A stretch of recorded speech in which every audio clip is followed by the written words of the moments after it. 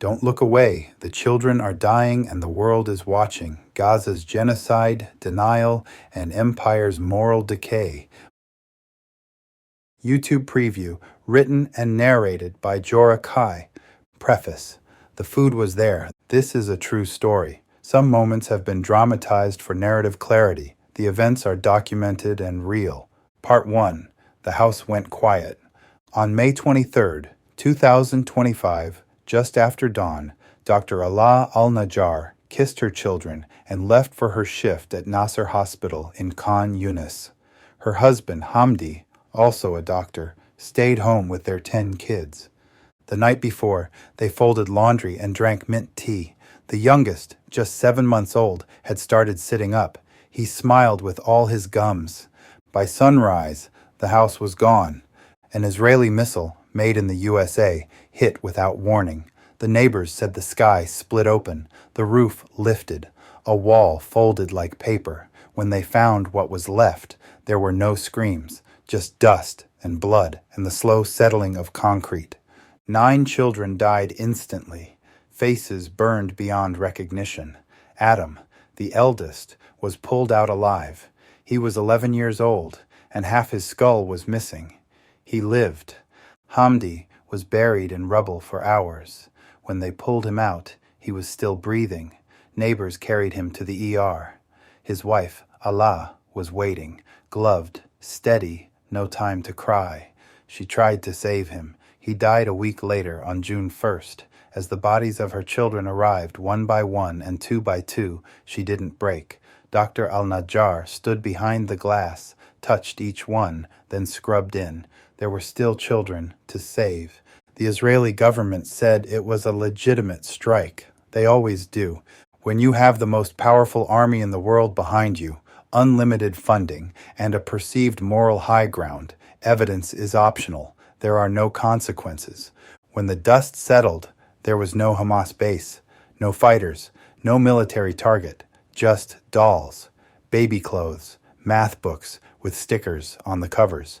The IDF said it would investigate itself, and as usual, it found no wrongdoing. The strike was one of hundreds that week. The war had passed Rafah deep into so-called safe zones. There are no safe zones. The al-Najjar family wasn't exceptional, that was the point. In Gaza, there is no sanctuary, not in hospitals, not in bread lines, not on the floor of a doctor's living room. The bomb was precision-guided. That's what they call it. What they don't call it is genocide. Not yet. But this is how it begins, with a house full of children and the silence that follows. Part 2. The long walk. The trucks were parked at the border, hundreds of them, maybe thousands, engines off, tarps tight over sacks of flour and rice, powdered milk. The food was there, just not for them. Despite the hoarse cries of the UN, Israel would not allow them in.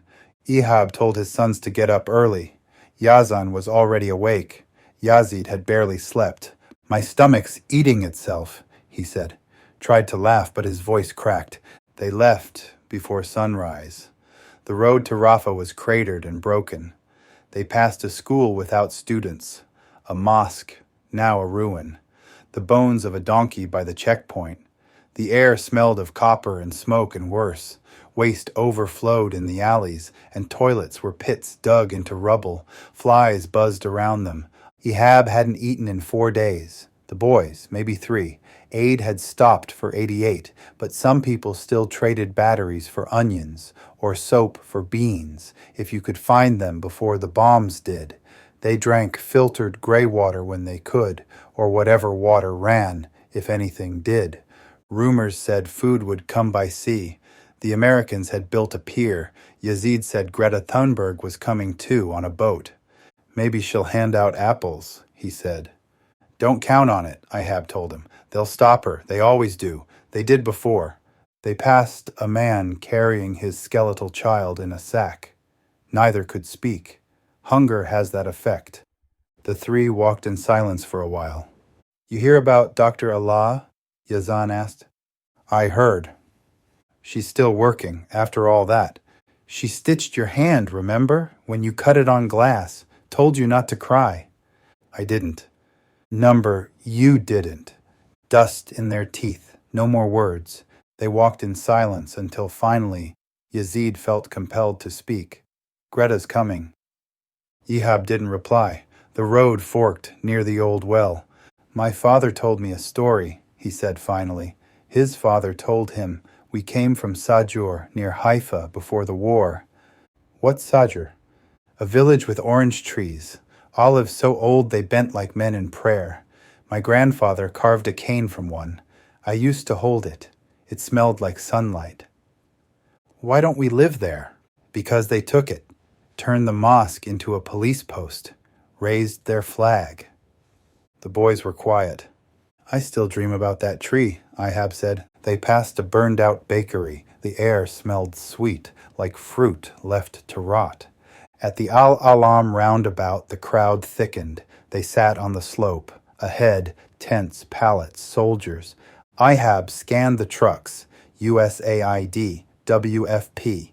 One UN truck had a bullet hole in the cab. Where do we line up? He asked. A woman in a vest said, soon. Then came the sound. Metal on metal. Tracks. Ihab grabbed Yazid's hand. Yazan was already running. Come back, he shouted. Too late. The tank turned. The barrel swung. Fire. He didn't hear the first shot, just the scream. Then the thuds. Then the bursts. People fell. A man clutched a ration card. A girl collapsed face down in the sand. Yazan's stomach was open. Yazid was gone. Ehab crawled. No strength, just blood and smoke and a burning truck. The flour turned red. The food was there. Then it wasn't. Part 3. The food was there. The boy lived for 2 hours. They carried him on a cart pulled by a donkey. The driver didn't speak. Ehab walked behind, one hand on the cart, the other clenched. Yazan's eyes were open, but he saw nothing. He didn't cry. There was nothing left to cry with. They reached Nasser Hospital, the same corridor, the same glass. They wheeled him into surgery. Ehab was told to wait. Not enough doctors, not enough gauze, not enough time. He asked about Yazid. No one knew. Bodies were still arriving. 31 people died at the aid site. Over 170 were wounded. Most had come for flour. They'd been told to wait in a humanitarian zone. Then came the bullets. There were no fighters, no weapons, just the hungry. The day before, the American lead resigned, said he couldn't get food in under these conditions. People came anyway. What else could they do? Ihab waited by the door. A nurse asked if he wanted water. He didn't answer. The generator groaned. Outside, a boy was carried in. He had no arms. Yazan died before noon. Ehab walked down the stairs. The sun was hot. The wind smelled of ash. He passed a mother shaking her child. A doctor screaming for anesthesia. The morgue. No one said his name. The food was there and then it wasn't. The boys were there and then they weren't. How did we get here? This isn't just a story about one family. It's about a system, designed, defended, and denied, where death is deliberate, where food is close enough to smell but not to eat, where doctors bury their own children before treating strangers. The bombing at the Al-Alam aid site wasn't an accident. It was a symptom, part of a pattern, etched into military policy and global indifference, a pattern older than the occupation itself. Israel claimed it struck terrorists. No names, no evidence, none required. When you're shielded by empire, truth is optional. Collateral damage becomes the script. They say 13,000 fighters are dead, but offer no list of names. When you're fighting an army without a uniform in Gaza, being 12 might be enough. How did we get here? To answer that, we must strip away the euphemisms, dig into the legal, historical, and moral foundations. This is the blueprint of genocide, and this is what it costs to look away.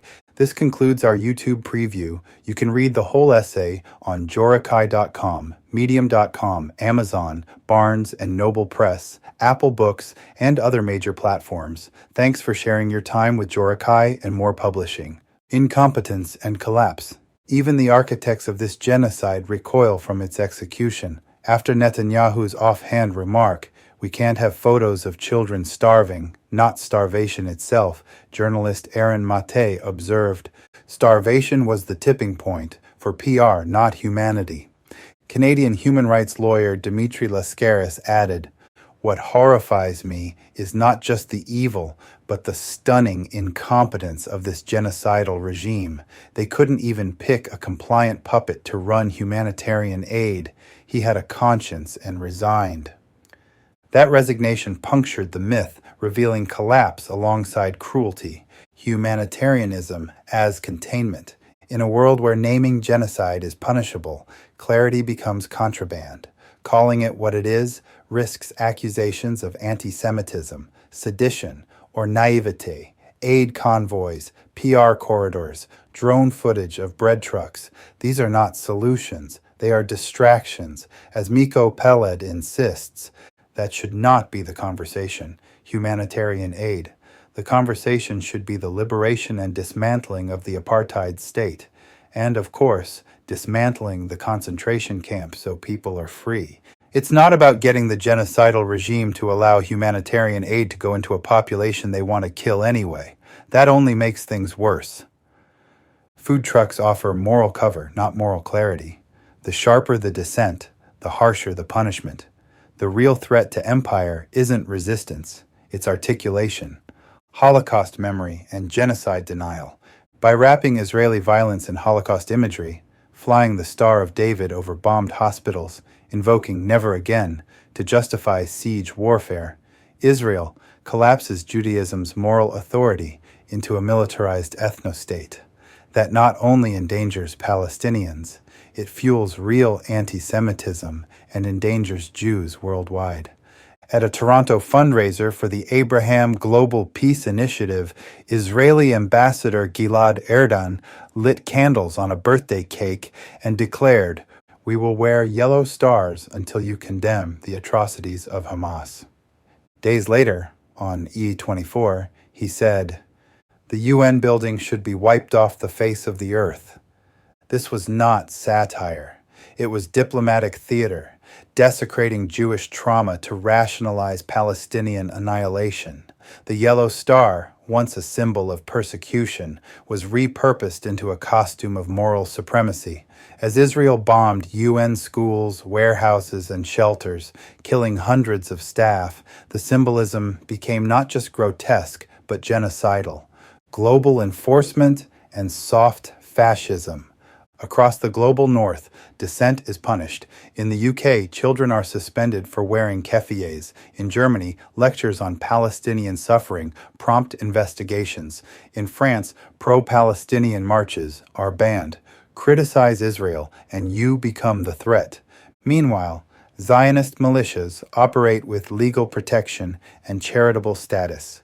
As Samira Moyed reports, Megan Herut, a vigilante Zionist organization operating on Canadian campuses and protests, takes its name from a Zionist terror group, and it holds charitable status with the Canada Revenue Agency.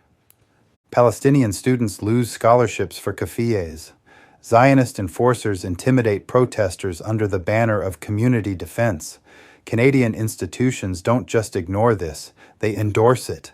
This is how soft fascism gets subsidized. Immigration litmus tests. The Abraham Global Peace Initiative publicly calls itself a peace group, but functions as ideological enforcement. Moyed continues, the Abraham Global Peace Initiative is a Zionist lobby group with charitable status, fronted by a man who uses Holocaust trauma to criminalize dissent. They want a Canadian values test, requiring immigrants to affirm Israel's right to exist. This is not immigration policy. It is dogma. It is genocide denial repackaged as national identity, commencement censorship, and academic repression.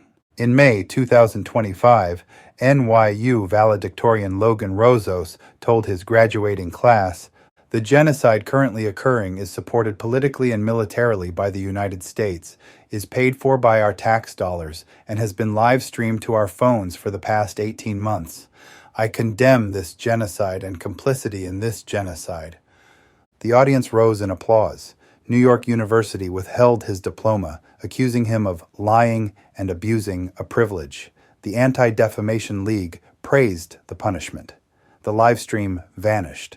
2 weeks earlier, MIT graduate Megha Vamuri acknowledged Palestinians and quoted Dr. Martin Luther King Jr. in her commencement address. MIT cut her mic. The apology that followed wasn't to her. It was to donors.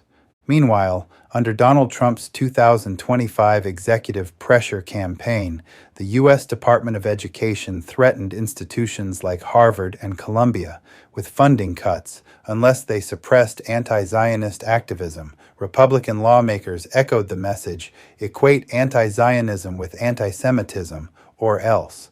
This is not free speech. It is ideological policing. It is censorship with a velvet glove and a federal budget, weaponizing victimhood.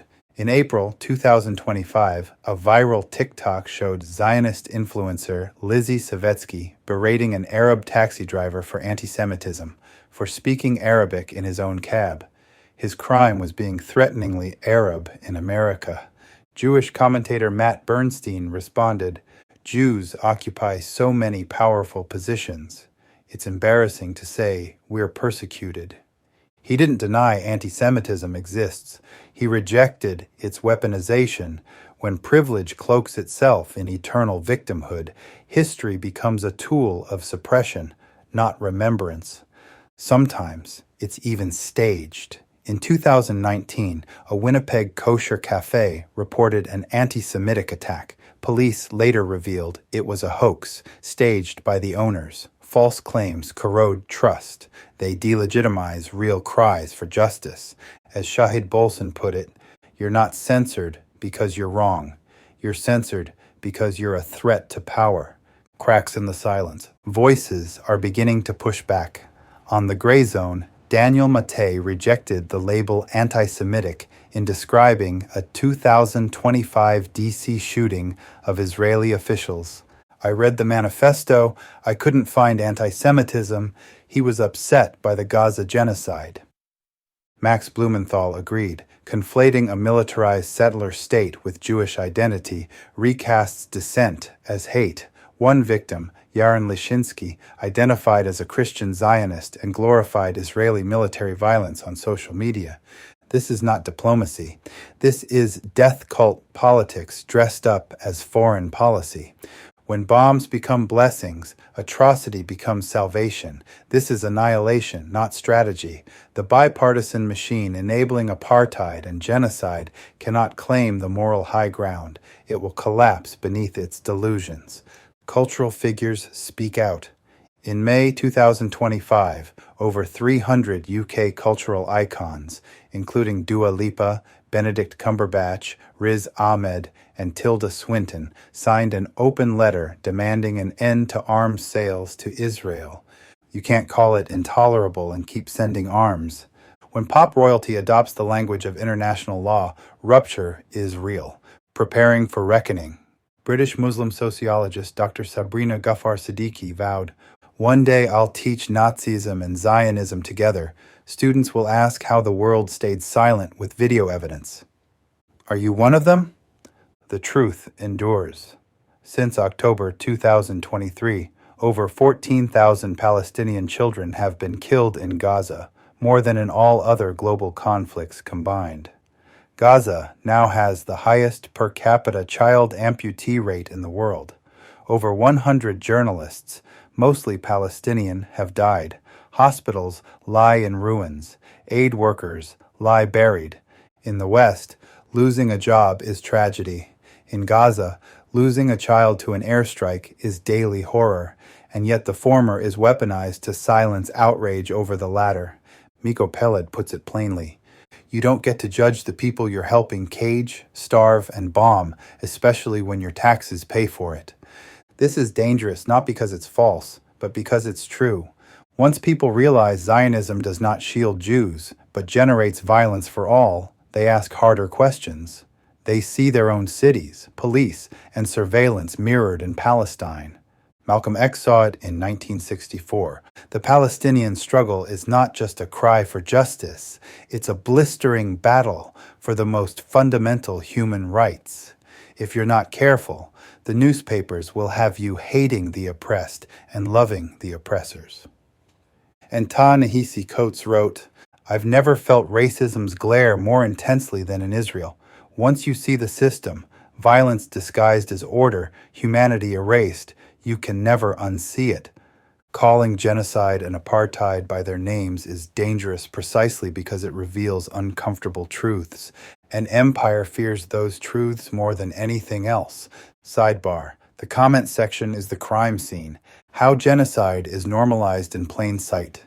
Genocide doesn't begin with bombs. It begins with words, anonymous avatars, co-workers, neighbors posting in comment threads. A woman named Catalina insists that calling Zionism colonization is like accusing someone of trespassing on their own front porch. A man named G. Miller replies to a plea for Palestinian rights. It's time to disappear them from the neighborhood. Simple, like you. Did I type slow enough for you? This isn't satire. It isn't rare. It's the banal, unfiltered voice of genocide, thriving in plain sight. Genocidal systems begin with myths, and myths need messengers. Before presenting these rhetorical specimens, the author and publisher note that we had mixed feelings about giving a spotlight to such crude arguments, bad faith distortions, and obscenities passed off as logic. But these are not private opinions. These talking points are out in the open, amplified by Western media, repeated by elected officials, and often accepted as fact. For that reason, they must be dissected, not dismissed. We do this not to dignify them, but to expose them forensically and fairly. Scrolling through social media reveals a repetitive pattern of refrains. Erasure as fact. There never was a Palestine. Elimination as defense. Just level Gaza. Victimhood as shield. How dare you compare this to the Holocaust?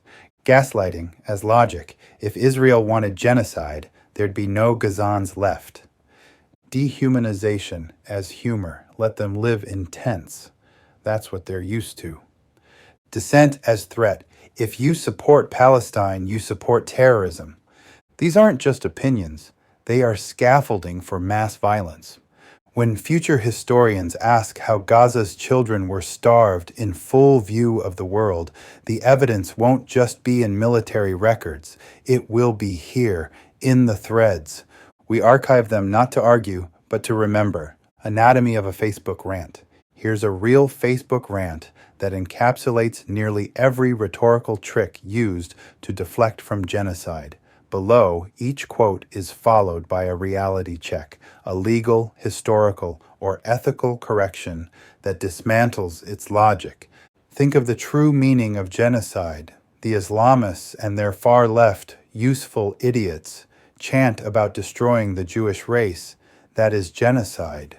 Reality. Genocide requires state-level intent to destroy a group. Fringe chants are not equal to military campaigns. Israel's siege of Gaza, which has killed over 50,000 children, is. This is textbook false equivalence. The Palestinians are Arabs, but there is not an actual Palestinian race. Reality. Genocide law protects ethnic, national, or religious groups, not just races. Palestinians were formally recognized by the PLO in 1964 and the UN in 2012. Erasing this identity is not semantics. It's an act of erasure. The far left doesn't care about Yemen or Ukraine. All their hate is directed at Israel. Why?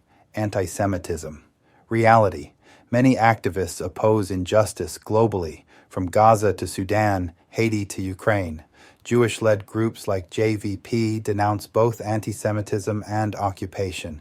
This is a false dilemma meant to discredit intersectional solidarity. Islamic terrorism kills many people.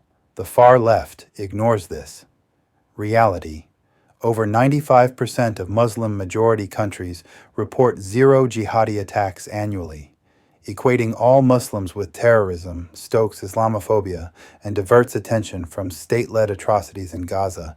Many of you claim to care about women, gays, and animals, but support radical Islamism. Reality: supporting Palestinian rights does not equal supporting ISIS.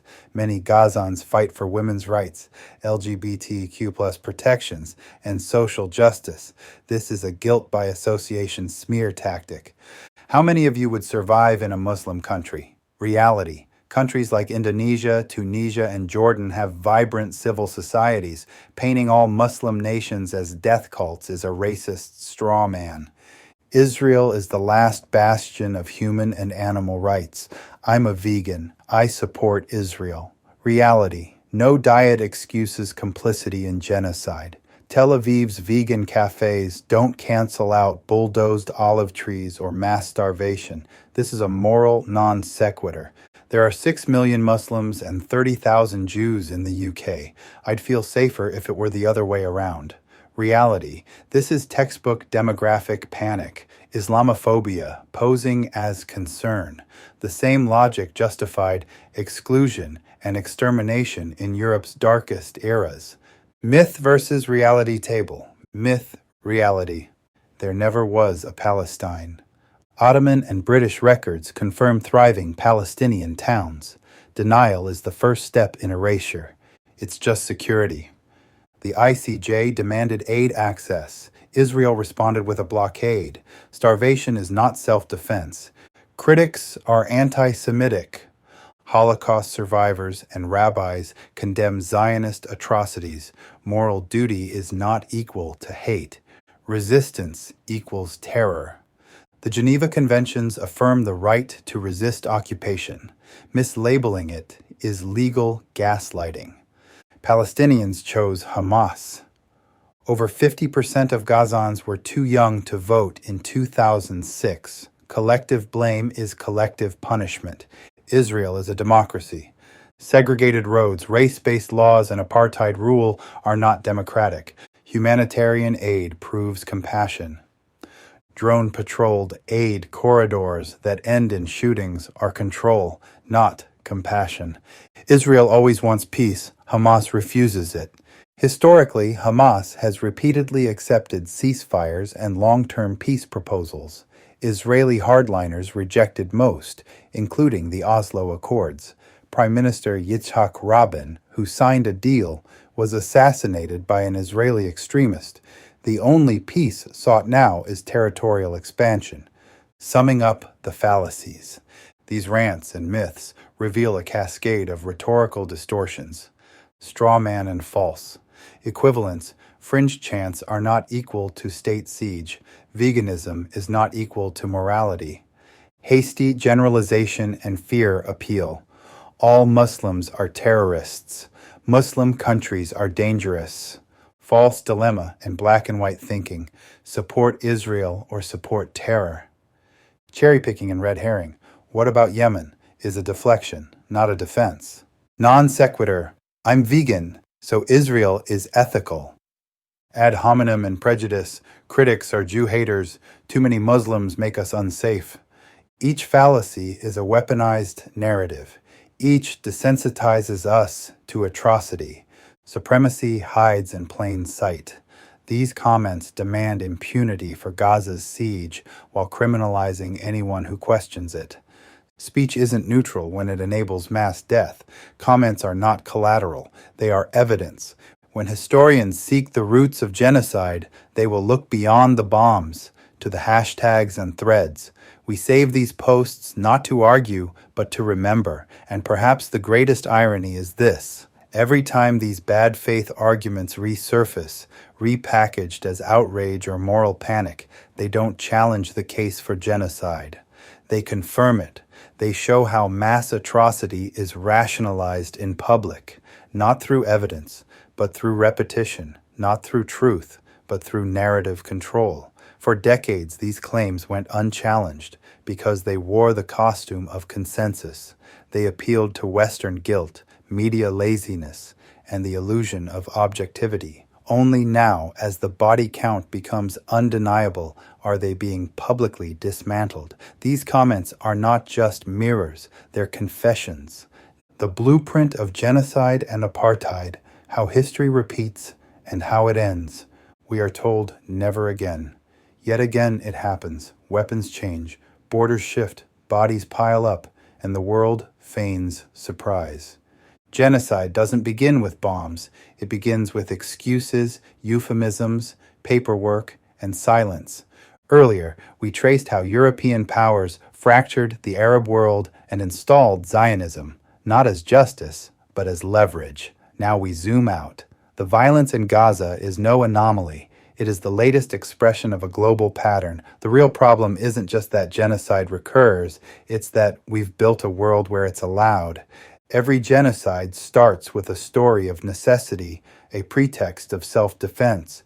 Victims become threats. In 1939, Adolf Hitler infamously asked, "Who, after all, speaks today of the annihilation of the Armenians?" It wasn't a question, it was a warning. Silence grants permission. Impunity invites repetition. Raphael Lemkin, the Polish lawyer who coined the term genocide, understood this intimately. I became interested in genocide because it has happened so many times, and the criminals guilty of it were not punished, he wrote. Lemkin knew impunity is genocide's oxygen. The blueprint spans continents and centuries. The Americas, the doctrine of discovery, justified extermination under settler colonialism. Thanksgiving mythology masked massacres. Treaties became tools of dispossession. Africa, black lives were commodified and enslaved. Empires built on racial capitalism. Nazi Germany, the Holocaust refined the logic. Hitler praised America's conquest of indigenous nations and saw silence over Armenia as license for his own atrocities. In 1948, Zionist militias expelled over 750,000 Palestinians, not as collateral, but by design. Primo Levi warned, "Everyone has their Jews. For the Israelis, they are the Palestinians." It was not a betrayal of memory, but its replication. By mid-2025, the same logic reappeared in Western Sahara. Britain and France endorsed Morocco's autonomy plan as the best path forward. 2 permanent Security Council members effectively handed the fate of the Sahrawi people to Rabat and Washington, not to Laayoune or Smara. When Washington recognized Moroccan sovereignty, millions of Sahrawis were reduced to bargaining chips. A superpower redrew borders with a policy memo. It was annexation by signature. Today, that same logic plays out in Gaza. More than 60% of Palestinians lack documents proving land ownership. Israeli airstrikes obliterated the Palestinian Land Authority Office, erasing cadastral data, maps, and deeds. As TRT World reports, the widespread loss of homes, boundaries, and official records makes it nearly impossible for Palestinians to prove ownership and easier for Israel to annex what remains. Genocide doesn't always arrive with bombs. Sometimes it comes with paperwork. First, they flatten your home. Then they erase your right to it. Legal erasure follows physical destruction. This isn't post-war cleanup. It is a digital Nakba unfolding in real time. South African apartheid followed this same pattern. Race laws, segregated economies, controlled movement. Our freedom is incomplete without the freedom of the Palestinians, said Nelson Mandela. Archbishop Desmond Tutu put it plainly. The parallels to my own South Africa are painfully stark. Rwanda's genocide killed nearly 1 million Tutsis in just 100 days, while the world delayed calling it genocide until rivers ran red. In Darfur, villages burned, women were raped, and civilians vanished amid indifferent press releases. Mukesh Kapila put it grimly. The only difference between Rwanda and Darfur now is the numbers. These aren't disconnected atrocities. They're a system, a cycle. It always begins the same way. A people framed as a problem, their destruction reframed as stability. Then come the permits, the walls, the graves. Marcelo Fools, in The Sorrow and the Pity, shattered myths of heroic resistance in Vichy, France. Resistance fighters were isolated, considered a nuisance. The French elite, especially, had no problem with Nazi occupation. Today in London, Paris, Berlin, and Washington, those who expose genocide's machinery are smeared, investigated, even jailed. Collaborators thrive, resistors suffer. National security becomes the mask of annihilation, narrative warfare, and weaponized memory. Israeli media amplified false atrocity claims, like babies murdered in a nursery and hanged on laundry lines, despite local denials.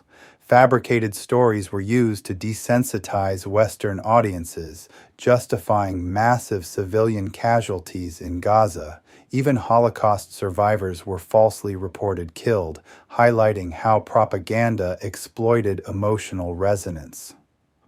When a state conflates dissent with terrorism and weaponizes unverified tales of brutality, democracies lose their capacity for critical scrutiny. Ordinary citizens become accomplices. The only defense is vigilant journalism, transparent reporting, and relentless skepticism. Miko Peled, who has lived on both sides of the conflict, lays it bare. Open the definition of genocide. Compare it to what Palestinians have faced since 1948. You'll see it checks almost every box. Why won't the West name it? Because doing so would demand a reckoning, not just with Israel, but with the system that armed, funded, and shielded it. Norman Finkelstein was among the first to say the quiet part aloud. For a hermetically sealed population, that's genocide. When Israeli Defense Minister Yoav Gallant announced no food, fuel, water, or electricity, it wasn't policy, it was extermination. That's not war, that's intent. Finkelstein put it bluntly. The goal of Israel was to solve the Gaza question through three methods: ethnic cleansing, making Gaza unlivable, and mass death and destruction. This is not theory. It's execution. The destruction of 90% of Gaza's housing, half its hospitals, and half its farmland is not accidental. It is design. And his final warning, perhaps the most chilling, it's the final stage of the final solution. Finkelstein, son of Holocaust survivors, doesn't deal in metaphor. He is sounding the alarm. And still, the world remains silent. Narrative warfare and weaponized aid. Genocide in Gaza is not only waged with bombs, it is maintained with bread, branding, and bandwidth. Cindy McCain, head of the World Food Program, condemned the Israeli blockade plainly. We need the Israelis to let us in so we can do our job. We are the best at what we do. Her frustration wasn't about logistics, it was about siege. The U.S., Israel's main supplier, blocks aid under the guise of diplomacy while starvation is deployed as a weapon. Journalist Aaron Mate exposes the deeper manipulation. Israel is trying to use this fake aid group to push Palestinians to the south so it can carry out ethnic cleansing. This isn't humanitarianism, it's strategic displacement, masked as mercy. Comedian Lee Camp strips the charade to the bone. The system we live under doesn't just allow genocide, it funds it, supplies it, and then sends aid to hide the evidence. When the mask slips, media becomes the second front. Kay Pritzker reported, Israel is paying influencers in the U.S. to spread its propaganda. Spamming people with canned talking points isn't going to change that. These are not rhetorical flourishes. They are forensic insights, proof that today's wars are fought both on the ground and in the cloud. Shahid Bolson's analysis cuts to the root. Labeled a radical, Bolson rejects moral euphemisms and instead exposes the operating system. Zionism and the empire that sustains it was designed to expand. When expansion becomes impossible, they start burning everything. His conclusion is blunt. Genocide isn't a glitch, it's a feature. It's not a failure of the system. It is the system. Sidebar: God's chosen state, Christian Zionism, and the unquestioning support of Israel. In the United States, one of the most powerful and least discussed engines of unconditional support for Israel is not the State Department, it's the pulpit. For millions of evangelical Christians, particularly within the Christian Zionist movement, Israel is not just a modern nation-state, it is the stage for prophecy. These believers see Jewish control of the Holy Land as a biblical prerequisite for the return of Jesus Christ. In this view, the role of Arabs and Palestinians is tragically predetermined as obstacles or collateral in a divine plan. Leaders like Pastor John Hagee, who founded Christians United for Israel, CUFI, preach a version of Scripture where supporting Israel is not just good politics, but holy duty. This means that no matter how many children die, no matter the weight of war crimes or siege, questioning Israel becomes blasphemy. God will bless those who bless Israel and curse those who curse Israel, Hagee once told a congregation. In such a moral schema, Palestinians are not just dispossessed, they are erased spiritually, morally, politically.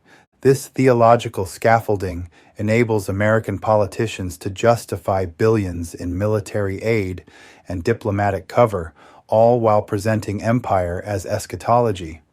Why did the Holocaust result in a state, while indigenous genocide, African enslavement, and the Armenian massacre did not? Because power chooses which legacies endure. Palestinians were granted a flag without land, a vote without borders, and a peace process built to stall. Today's genocide doesn't feature gas chambers. It looks like checkpoints, rubble, starvation, and red tape. My granddaughter Naomi was born in China. She will never grow up under a colonial flag. No foreign power will redraw her rivers or rename her borders. China was carved up, humiliated, nearly erased, but it refused to die. Now she inherits sovereignty, imperfect, but self-determined. Let her be strong, yet kind, rooted in memory, not vengeance. Let her walk in a world no longer ruled by victors, writing history in the language of empire. And if those empires tremble, let them, because this time, history is not ending. It is being rewritten, and maybe Naomi will help write the next chapter. Ex-China and the Global South, Diplomacy of Principle. To grasp today's diplomacy, we must confront the chasm between the United Nations ideals and the imperial machinery that undermines them. In the General Assembly, where all 193 member states vote, Palestine won non-member observer state status in 2012 by a margin of 138 to 9.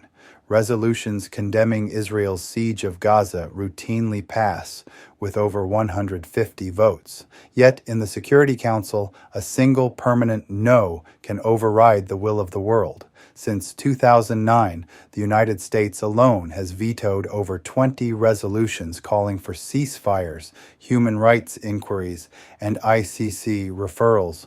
Global consensus is sacrificed to the ambitions of 5.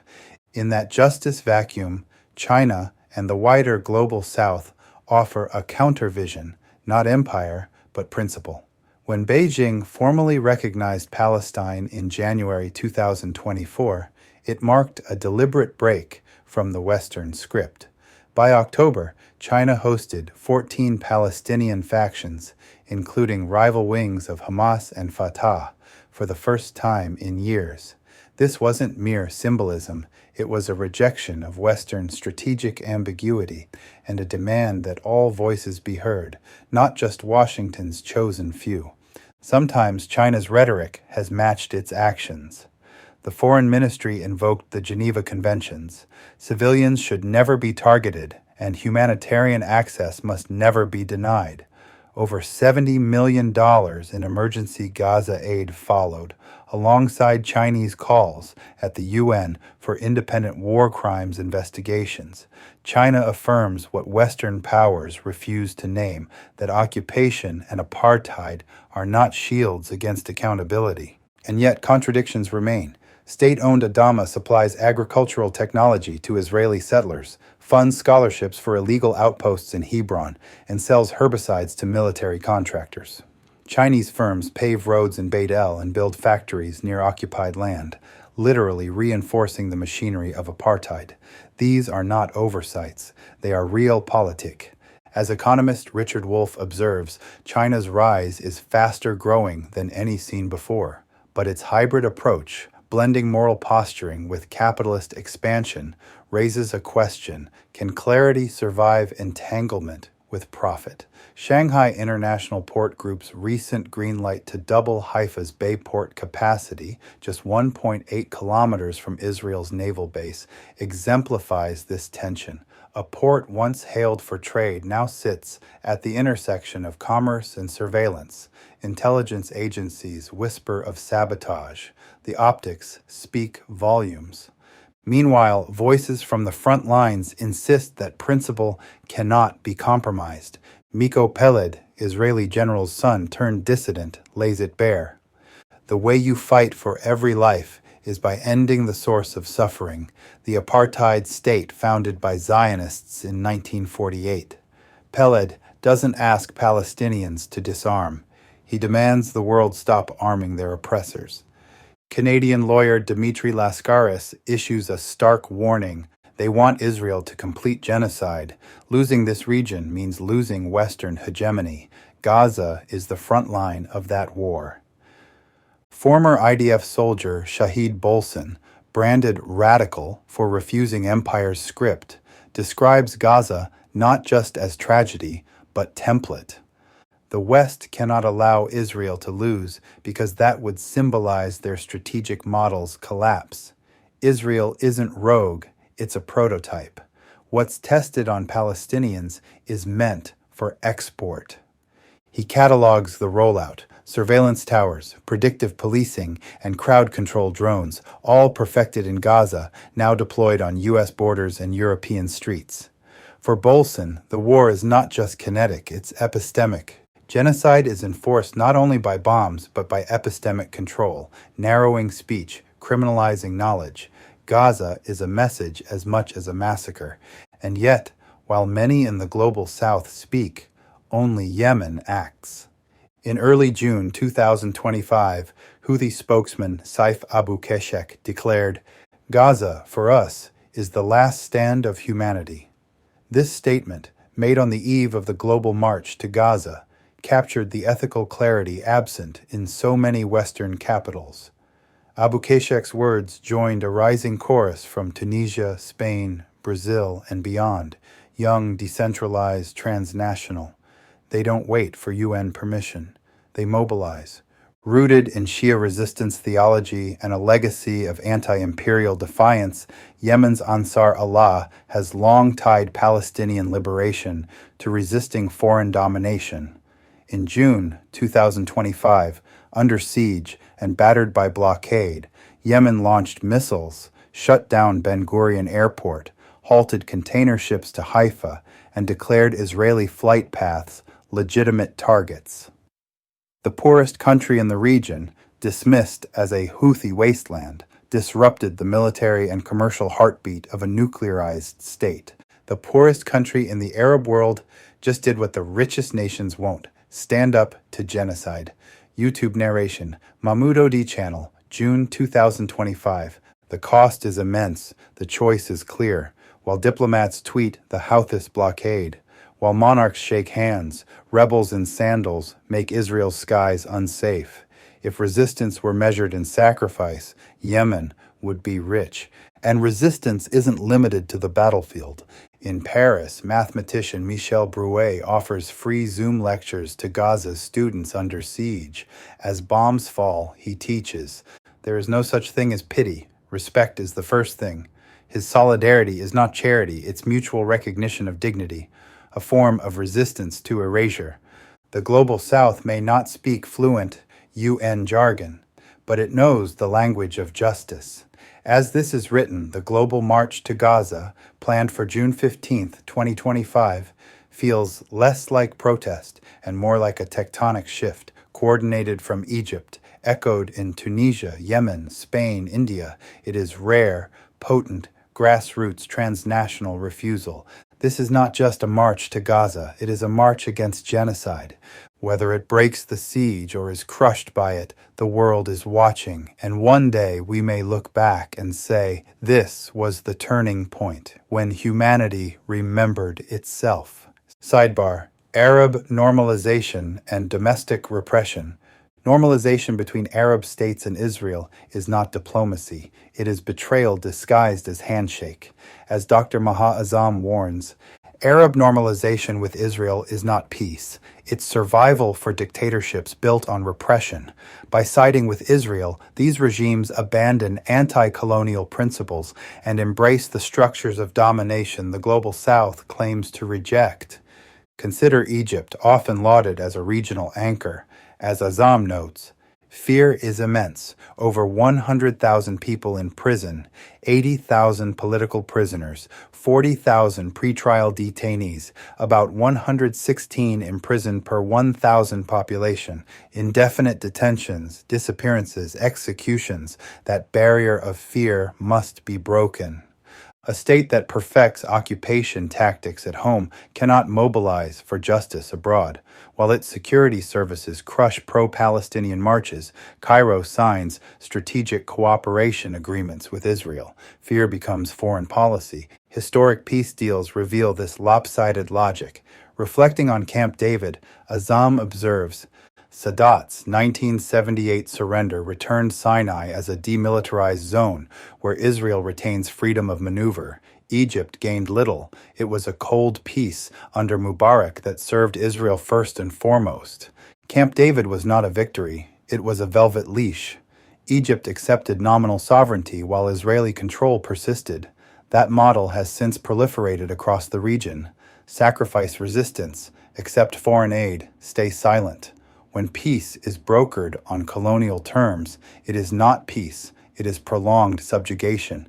In today's world, that cold peace stands as a warning. Concessions do not guarantee justice, only quieter forms of domination. 11. They have friends everywhere, youth, rebellion, and the collapse of official truth. You don't need all of them, just enough to shake the ground. Andor. Empires don't collapse from above, they crack from below. In Gaza, children die. On campuses, tents rise. The chant is not revenge, but dignity. When 19-year-old Gazan TikTok vlogger Mohammed Medo Halimi was killed in an airstrike, 40,000 mourned online. In his videos, planting mint in a refugee camp, sharing jokes beneath drone shadows, he said, "Planting is resistance. They take life. I bring it to earth." At the University of Minnesota, students renamed a building Halimi Hall. A reminder, Gaza's children are not statistics. They are friends, heroes, seeds of hope. As one campus mural declared, if you bomb a watermelon, you only scatter its seeds. Where politicians equivocate, youth speak with clarity. This is not about Hamas. This is about protecting Palestinian lives. Where media dulls the language, activists sharpen it. There is only one side to genocide. When universities threaten expulsion, students persist. Risking futures to defend Palestinian rights means standing on the right side of history. Across continents, the rupture grows. A UK student said, "It shattered my understanding of democracy and free speech." Another wrote in The Guardian, "These activists are the conscience sadly missing in their president." While elders recycle talking points, youth stream Gaza live, raw, unfiltered, unignorable. In Canberra, on March 26, 2025, MP Kat McNamara stood in Parliament, visibly shaken. She described scrolling Instagram late at night, haunted by images of little Palestinian babies mutilated, their feet poking out of the rubble. Her baby slept beside her. Elsewhere, infants lay buried in concrete. Men weeping over the wrapped bodies of children, small cloth bundles the brain cannot process. Her tears were a breach in the wall. A parent could no longer look away. At Cambridge, students re-encamped outside Trinity College, demanding divestment from Elbit Systems and L3 Harris. Their message, Trinity invests millions in arms manufacturers complicit in occupation. If King's College can divest, so can every college. When Trinity served an injunction, they responded, Trinity can serve all the injunctions it wants. Israel can bomb every inch of Gaza.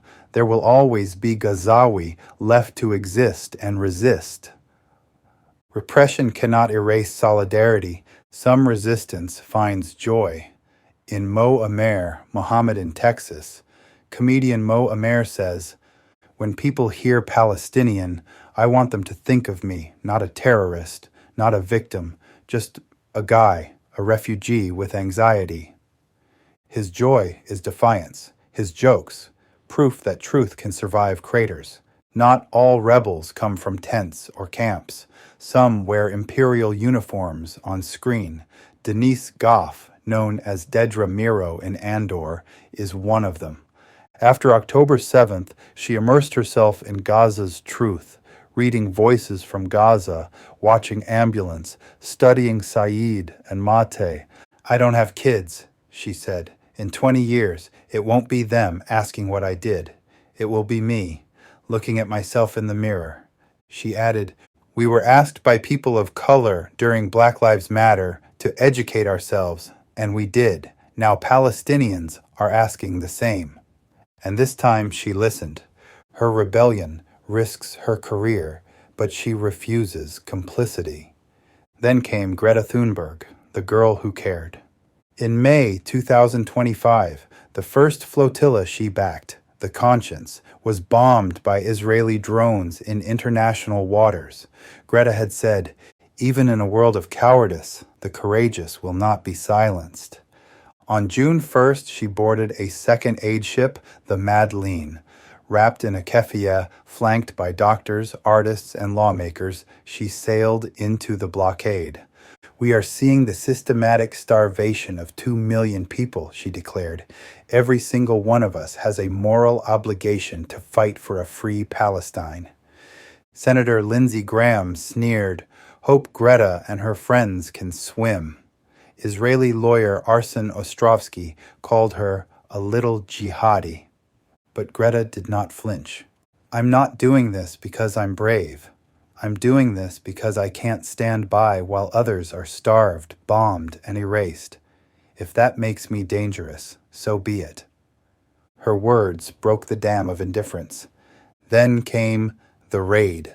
On June 9th, 2025, the Freedom Flotilla's aid ship Madeleine was seized by Israeli forces in international waters as it approached Gaza with urgently needed food, medicine, and baby formula. On board were 12 unarmed civilian activists, including climate advocate Greta Thunberg and Game of Thrones actor Liam Cunningham, known for playing Davos Seaworth, the Onion Knight, who once smuggled food through a siege to save a starving people. This time, it wasn't fiction. It was his birthday. The ship's communications were jammed, its location was blocked, its passengers were detained, and the aid they carried never reached the hungry families it was meant for. One image from that night endures. Greta, silent, in an orange life vest, accepting a packaged meal from the very soldiers who had stopped her from feeding others. The occupation sought a photo op to appear lawful, restrained, benevolent, but her quiet, defiant gaze became a nail in the coffin of that moral facade.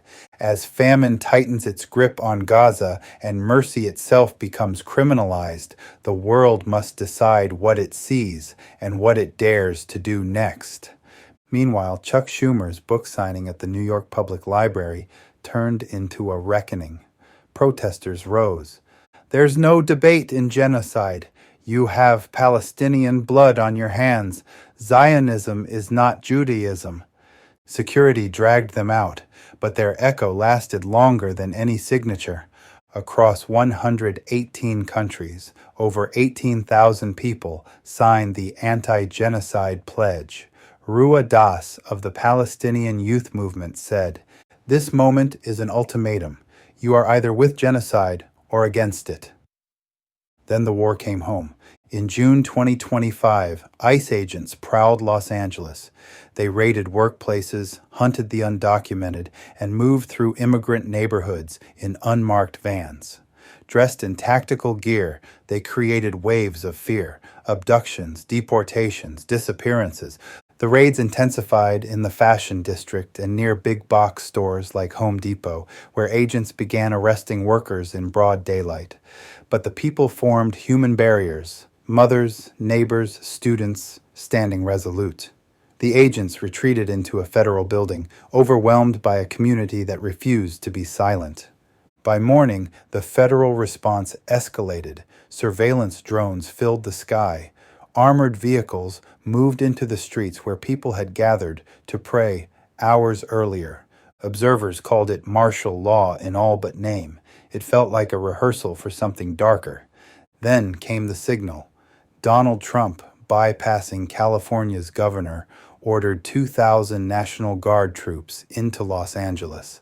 No consent, no discussion. Hurricane Katrina, a disaster that submerged a city, brought 7,000 federal troops to rescue people. Los Angeles had no storm, only fear, only protest. And for that, it was met with force. What begins at the edge of empire always finds its way home. Yet while states stall, young people mobilize. While governments delay, communities decide. In the midst of fear, voices rose together. From Gaza, a friend wrote, "Thank you for not forgetting us." From Los Angeles, the people replied, "We won't." Their courage inspires ours, and our witness becomes their defense because they have friends everywhere. 12th, the time to speak is now. Fear is the currency of silence. People tremble at being labeled anti-Semitic, fired, or accused of supporting Hamas. Others fear being shouted down, ostracized, or canceled. Yet every second of silence empowers the oppressor. Every hesitation is a choice to ignore genocide. Populist rhetoric from Western politicians only deepens the abyss of nihilism. As Senator Joni Ernst declared, "We're all going to die, so for heaven's sakes, folks." Her fatalistic shrug epitomizes a culture that abandons moral responsibility for cynicism. Take Mahmoud Khalil, a Columbia graduate and Palestinian activist. For speaking truth about U.S.-funded war crimes, the Trump administration tried to deport him. A federal judge in New Jersey blocked it, ruling, "Arguments that Khalil represents a threat to national security and foreign policy are not likely to hold up." That was not just legal rebuke, it was a warning. Governments once fearful of protests now deport peace advocates. Silence remains complicit. Even intimate knowledge of atrocities can't break Wall Street-style loyalty to career and command. As State Department spokesman Matthew Miller confessed on Sky News, he routinely defended Israel's war crimes and never missed an opportunity to protect war criminal Netanyahu and his medieval gang members. That is not naive ignorance. It is calculated damage control. And when Miller finally admitted, "I think it is without a doubt true that Israel has committed war crimes, but I didn't say that at the podium because I was expressing the conclusions of the United States government." He laid bare how democratic rhetoric can and does shroud genocide. During Vietnam, students marched. Today, they're surveilled and expelled. We cannot wait for another Napalm Girl moment to awaken us. The time to act is now. Attempts to discredit Frank McGinnis, Norman Finkelstein, Ilan Pappé, Gabor Mate, and Noam Chomsky have failed. Yet Irish rap trio Kneecap faces terrorism charges for waving a Palestinian flag. Ironically, Sinn Féin and the IRA, once called terrorists, now lead Ireland. Labels shift, power remains. When children's entertainer Ms. Rachel lamented, "When it's controversial to advocate for children killed in the thousands, we have lost our way." The New York Times responded with a hit piece, "Compassion is not controversial. This is complicity. The brutality of inverted moral logic fuels this culture of repression." As Matt Lieb observed, "She antagonizes a Palestinian on the street, then claims she feels unsafe. She's the aggressor living in an inverted reality. Cry wolf, shoot first, blame the children." Lizzie Savetsky claims calls to stop killing children make her unsafe on campus, while every Palestinian university lies in rubble. The empire cheers her on, then deports Palestinian students for speaking out, while empowering Elon Musk, a ketamine-addicted billionaire who shares Nazi memes and oversaw deep public service cuts under Trump. Let that sink in. A government branding peaceful protesters terrorists also works with a ketamine-addled man, shrugging off Nazi symbolism, trusting him with budget policy, while punishing student activists. This isn't about fighting hate, it's about control. Anti-Semitism is a branding tool, a weapon to crush dissent, a moral panic masking genocide. What they fear isn't hatred, it's accountability.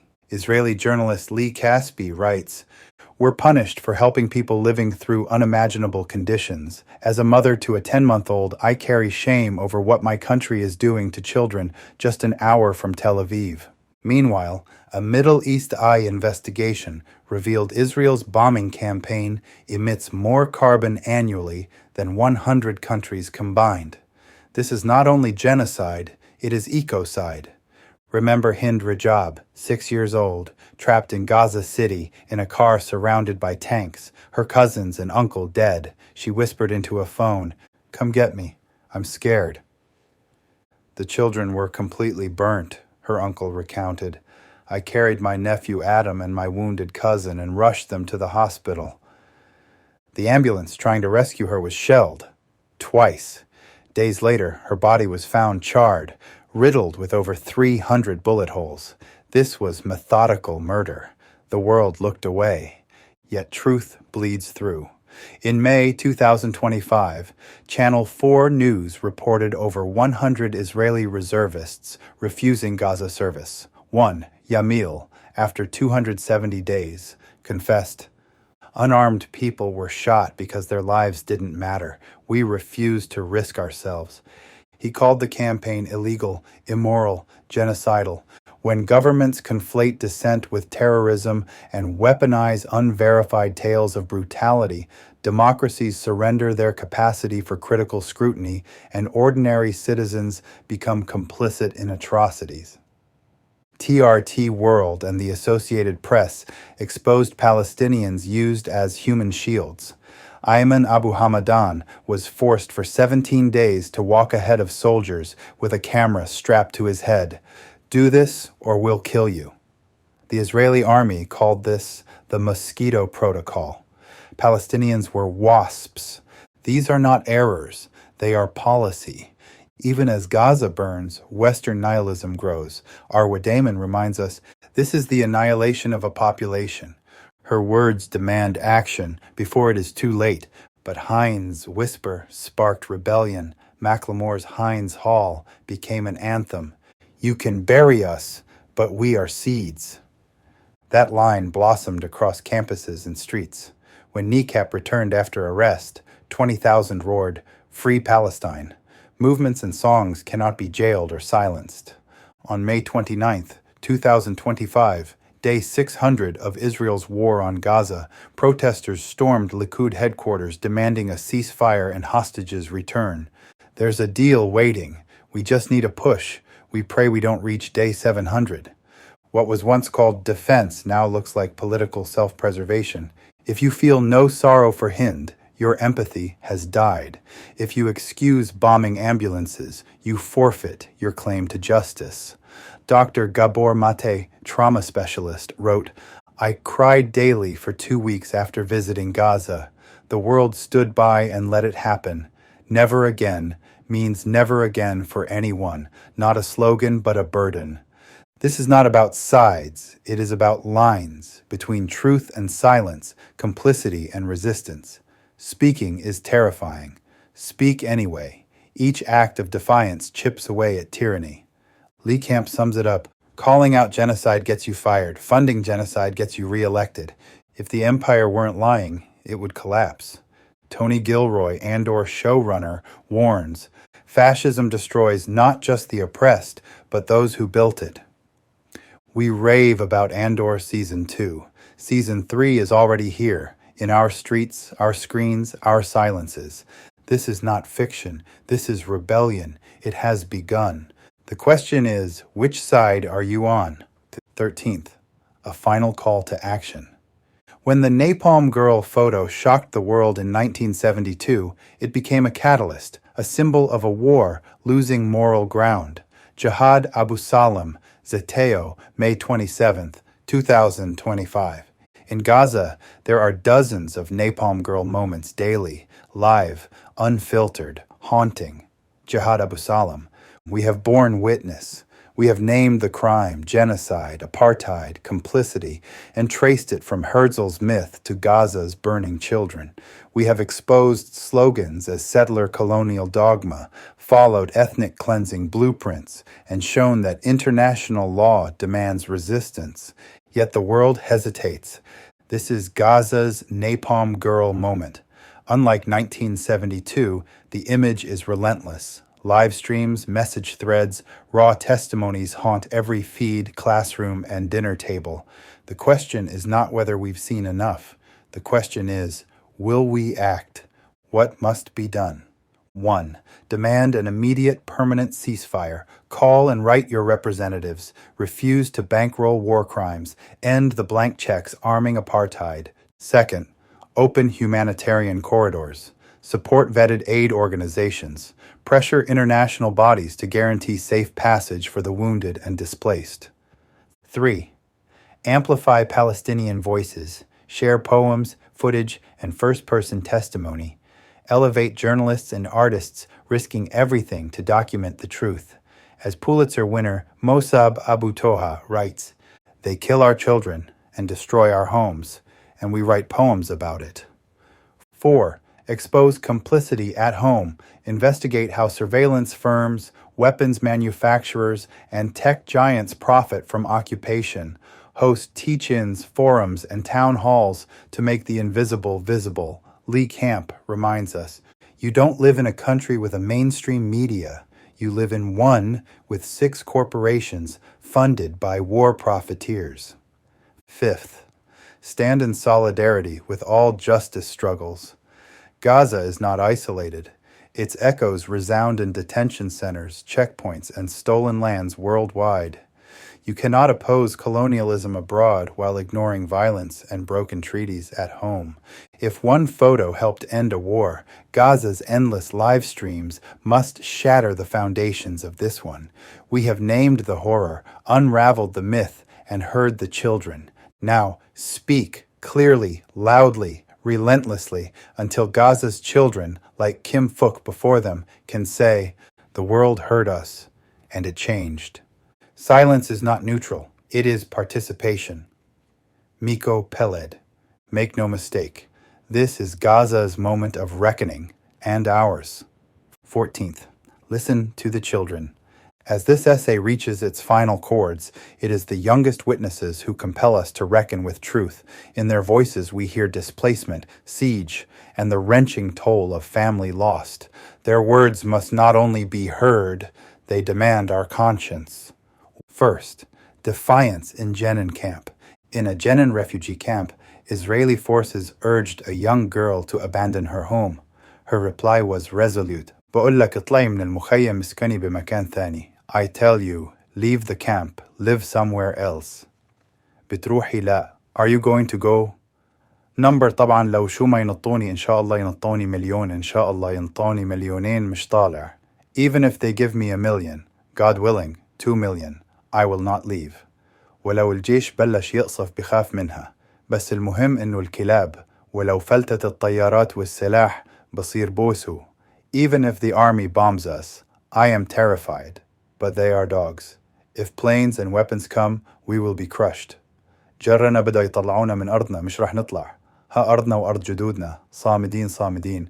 They want to force us from our land. We will not go. This is our land, our grandparents' land. We stand firm, firm. صامدين يعني ما تخافي من أي صوت رصاص أو قصف أو انفجار. ما بترعبك ولا رصاص ولا قصف ولا انفجار. Standing firm means you are not afraid of any gunshot, any shell, any explosion. أنا بخاف شوي, بس بخاف إلا من الله. Allah حامينا. I am a little scared, yes, but I fear only God. God protects us. بدي استشهد على أرضي. بدي أموت على أرضي. إذا هربت من أرضي ما بدي أموت هناك. منيح نموت هون أرح شهداء عند رب العالمين. I want to be martyred on my land. I want to die on my land. If I run away, I don't want to die elsewhere. Better to die here and become martyrs before the Lord of the worlds. Her no embodies centuries of displacement distilled into unwavering refusal. Her home in Jenin is more than stone and dust. It is her identity, her ancestors' promise.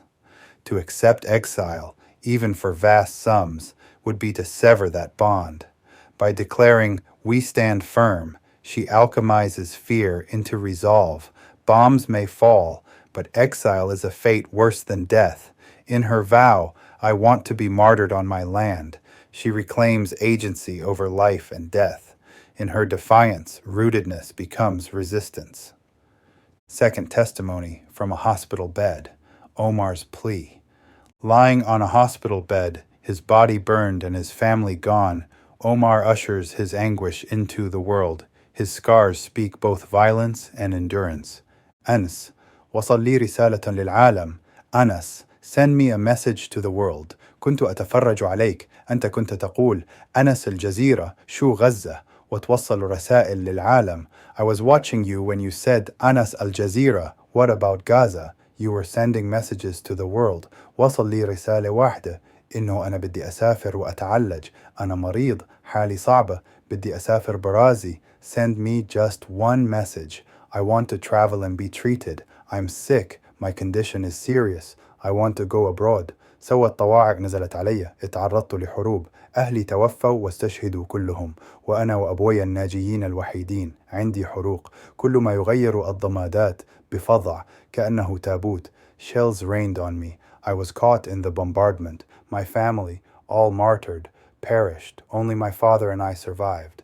I have burns. Every time they change my bandages, it is terrible, like a coffin. أنا تحت الأنقاض. أنفق يخنق في وأتعذب. ما حطوا لي فنج أو ماء أو شيء. I'm under the rubble, suffocating. I'm being tortured. They don't give me even a cup of water. طيب, إيش رسالتك لأطفال العالم? Okay, what is your message for the children of the world? أطفال العالم, أنا وأنهار الدموع. هذا هو حال عمر الناجي الوحيد بعد المجزرة اللي ارتكبتها قوات الاحتلال بحق عائلة الحصري حول مستشفى الشفاء. رسالة عمر لازم توصل لكل العالم.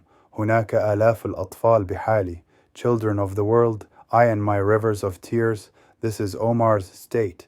The only survivor after the occupation committed a massacre against the al-Husari family near Al-Shifa Hospital. Omar's message must reach the entire world. There are thousands of children like me. Omar's plea, "I want to travel and be treated," is no mere request. It is an indictment of siege as an assault on life. His burns transform every bandage change into fresh agony, like a coffin, revealing medicine twisted into torture. By addressing children of the world, he claims moral agency. His survival is testimony, his scars loud proof that borders have become prisons. In insisting Omar's message must reach the entire world, he demands that we bear witness. His body under rubble renounces anonymity, insisting that when institutions trap hope, hope itself becomes rebellion. 3.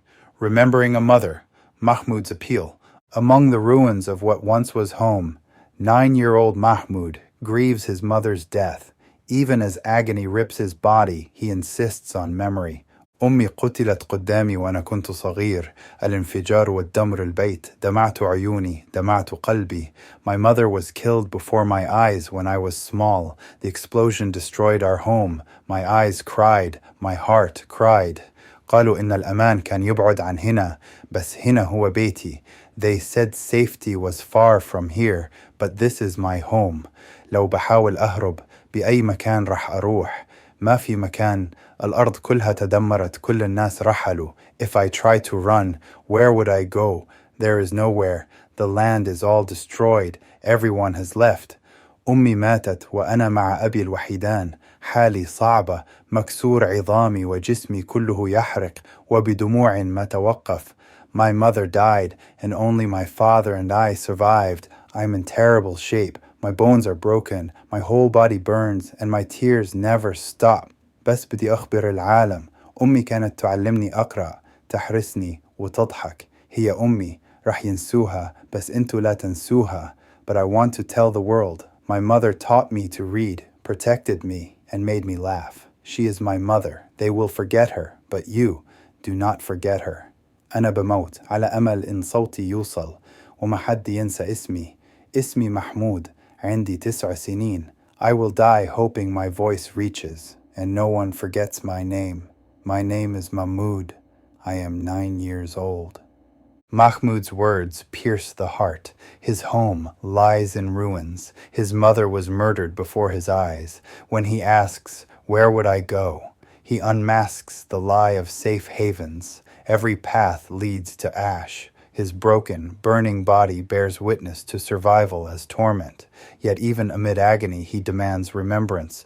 They will forget her, but you, do not forget her. By naming himself, "My name is Mahmoud. I am 9 years old," he rejects erasure. His plea becomes a last stand for memory. If his voice reaches, his mother's laughter will endure beyond violence. Conclusion: a call to conscience. These children speak through fear and loss, forging defiance into song. Their stories share a single thread. Home is worth more than any promise of safety. Survival itself is testimony, and memory stands as resistance. To ignore them is to accept that children, no less than adults, can be uprooted, starved, and silenced. When they say, "We stand firm, my message must reach the entire world, and don't forget my mother," they compel us to choose silence or action. Let their words echo beyond this page. If never again means anything, it begins here, with a resolve to bear witness, to amplify their voices, and to act on their truth. 15th Appendix: Controversial Claims, Backed by Evidence.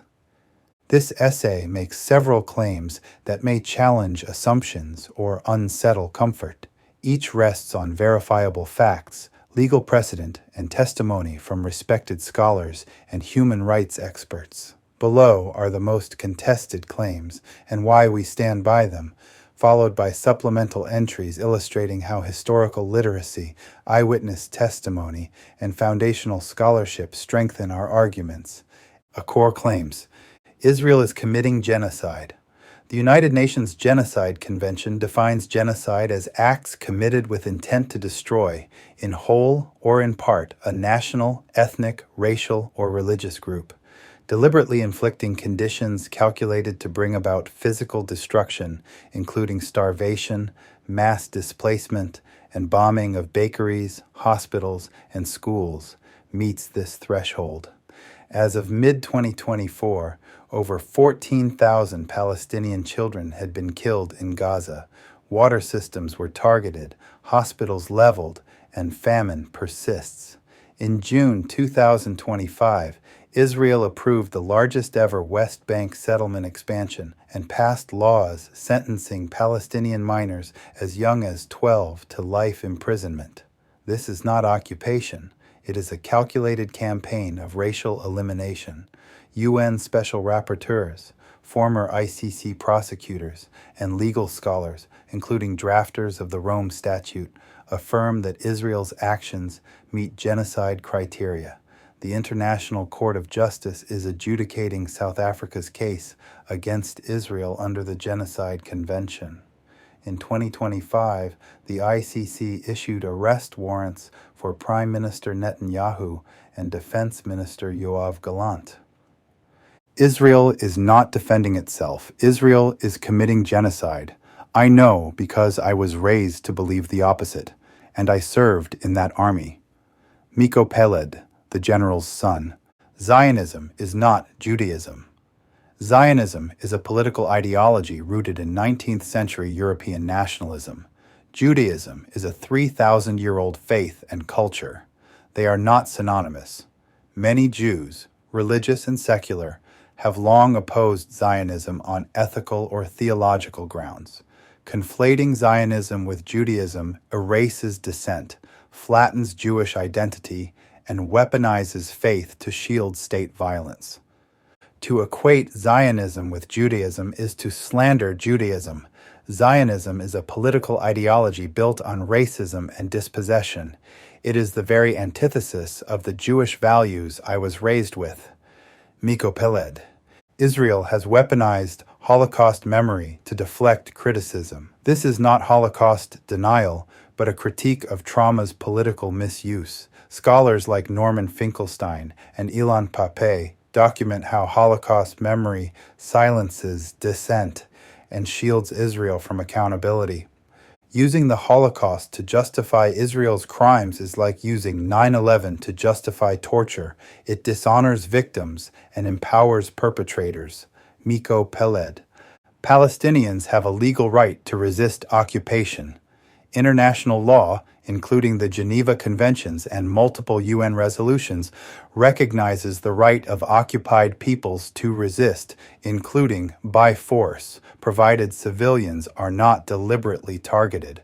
While many Western governments label Hamas terrorist, states such as China, Russia, Turkey, Iran, and South Africa do not. The Rome Statute affirms that resistance against military occupation is distinct from terrorism. Palestinians, under decades of foreign domination, retain the legal right to resist erasure. The United States and United Kingdom are complicit in war crimes. Complicity under international law requires material support and knowledge, not shared intent. The United States provides over $3 billion annually in military aid to Israel, vetoes most UN ceasefire and investigation resolutions, and supplies weapons and intelligence used against civilians. The United Kingdom exports fighter jet components and shares surveillance data, fully aware of their use. In early 2025, a UN Special Rapporteur called Israel's starvation blockade genocide by attrition. By enabling it, the United States and United Kingdom are not bystanders, they are accessories. U.S. elites funnel unparalleled resources to Israel. Despite constituting about 0.01% of the world population, they've received 30% of all U.S. foreign aid since World War II, about $4 billion every year. Independent Analysis, June 2025. Zionist vigilante groups in Canada operate with state protection and charitable status. Investigative journalist Samira Moyed, June 2025, exposed Magen Herut, a Canadian-based Zionist vigilante organization that has surveilled pro-Palestinian demonstrators and impersonated police officers at the University of Toronto. Despite these actions, Magen Herut holds charitable status, receiving tax-deductible donations.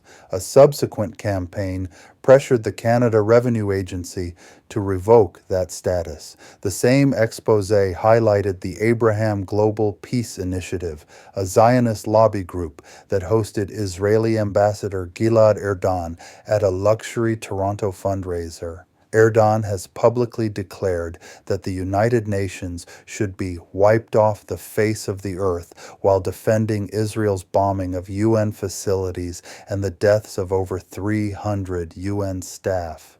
That group's 2025 white paper called for federal oversight of Canadian universities and curricula and a values test for immigrants requiring affirmation of Israel's right to exist. Zionism is not content to occupy land. It seeks to occupy language, policy, and law, even in countries where it has no border. Samira Moyed, B. Supplemental Sidebar, Historical Eyewitness and Legal Foundations. Below are 9 entries, controversial quotes, and claims to illustrate how historical literacy, first-hand testimony, and foundational scholarship bolster the core arguments above. Rabbi Weiss, Orthodox Jewish theological rejection of Zionism. It is antithetical to Judaism to have our own state. Zionism is the vilest movement, empowered by the most expensive PR and the power of AIPAC. Rabbi Moshe Weiss, lecture at Jerusalem Yeshiva, April 12, 2025. Transcript obtained from rabbyweiss.org. The Palestinians made the desert bloom. Agricultural evidence. The Palestinians made the desert bloom long before the first Zionists arrived. Saleh Abu Khalil, spokesperson for a local farming cooperative in Ramallah, June 2025. Narrative warfare and fabricated atrocities, propaganda and false atrocity claims, independent investigations, both by Israeli media and international correspondents, revealed that some of the most horrific atrocity claims used to justify bombing civilian neighborhoods in Gaza were fabrications. This pattern of manufacturing outrage to sanction military aggression is not new. Breakthrough News Investigative Report, May 2025. Zachary Foster, Historical Study Leading to Moral Clarity. The more you study Palestinian history and Israeli history, the more pro-Palestinian you become. Zachary Foster, quoted by Raisa Orthi on social media, June 2, 2025. The Gaza Humanitarian Foundation and Biometric ID Death Traps. Eyewitness testimony. We cannot approach the U.S. aid distribution post. Israeli drones open fire and drop bombs on us. Eyewitness testimony. Al Jazeera English, June 2, 2025. Raphael Lemkin, Foundational Legal Historical Reference. I became interested in genocide because it has happened so many times, and the criminals guilty of it were not punished. Raphael Lemkin, as quoted in Norman Finkelstein, The Holocaust Industry, Verso Books, 2000. Frank McGuinness, Definition of Apartheid. Separate laws, movement restrictions, dual systems of justice. These are not opinions. These are facts. These are the elements of apartheid under international law. Frank McGuinness, quoted in the Jewish Chronicle, May 1, 2025. Noam Chomsky on industrialized silencing. The Holocaust industry exists not to honor victims, but to deflect criticism of the powerful. Noam Chomsky, as cited in Norman Finkelstein, The Holocaust Industry, Verso Books, 2000. Ta-Nehisi Coates on Jim Crow in the West Bank. No country establishes its existence through rights. They establish it through force, as America did. Israel's existence is fact, not a moral entitlement. Ta-Nehisi Coates, The Message, One World, 2024.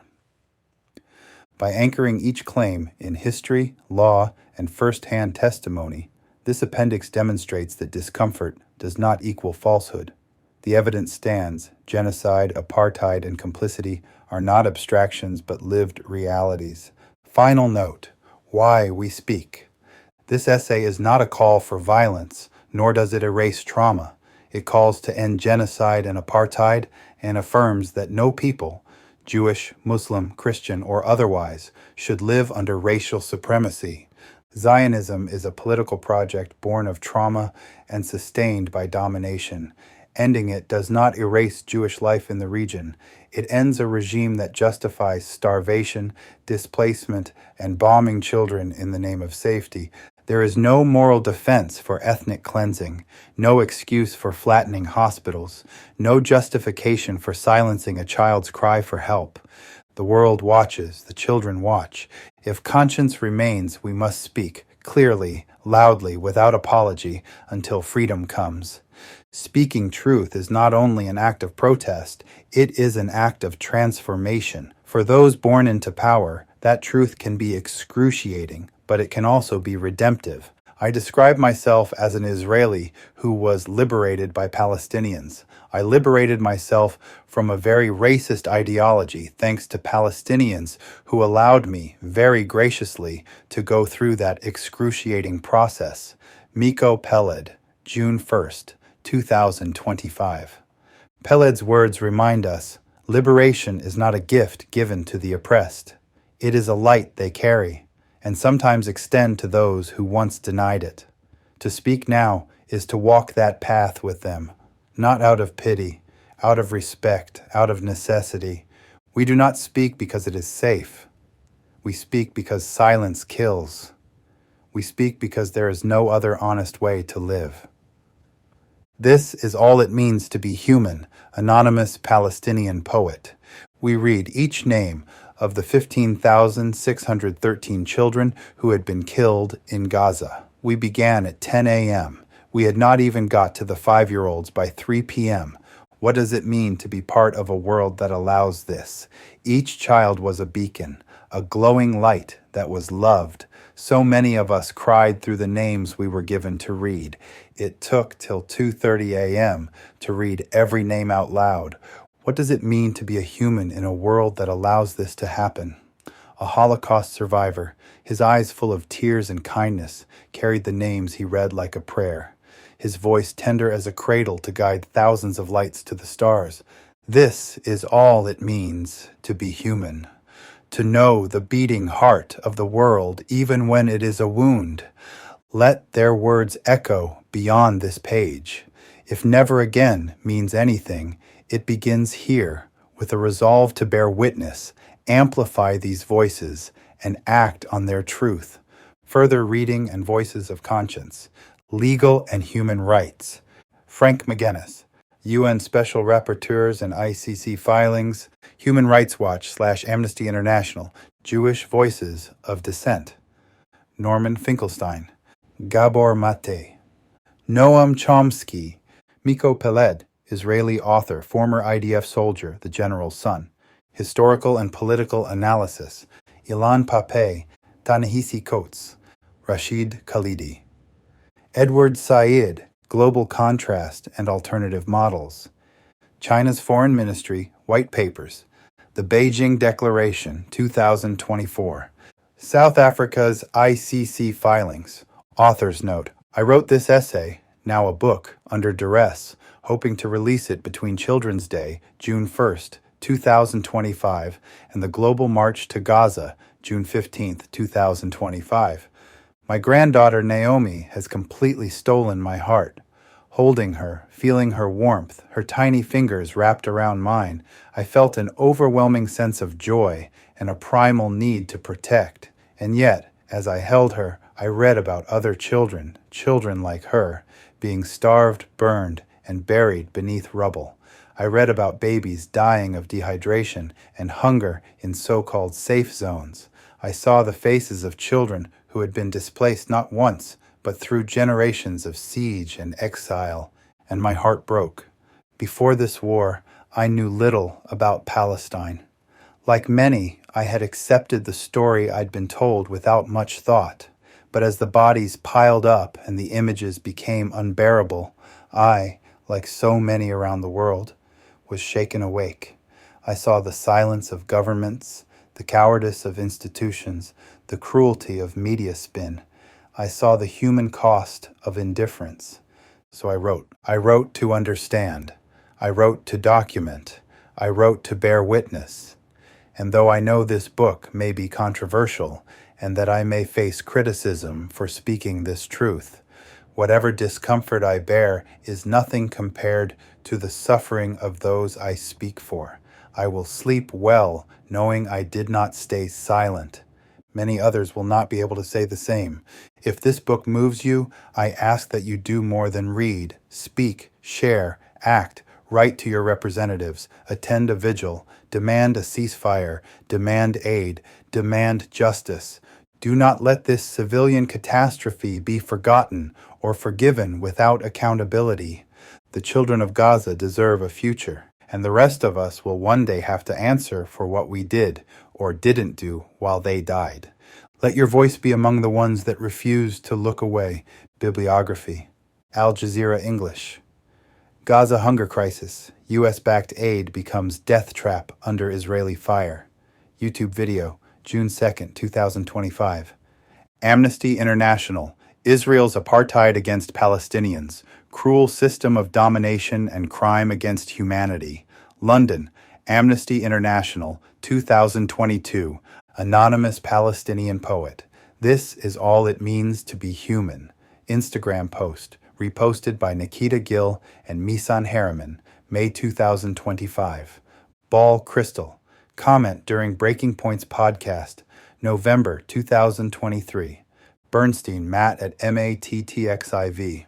Instagram post, October 2023. Blumenthal, Max, Israeli Mossad, named as funder of Gaza Humanitarian Foundation. The Gray Zone, May 29th, 2025. Blumenthal, Max. The truth behind the D.C. shooting and its political fallout.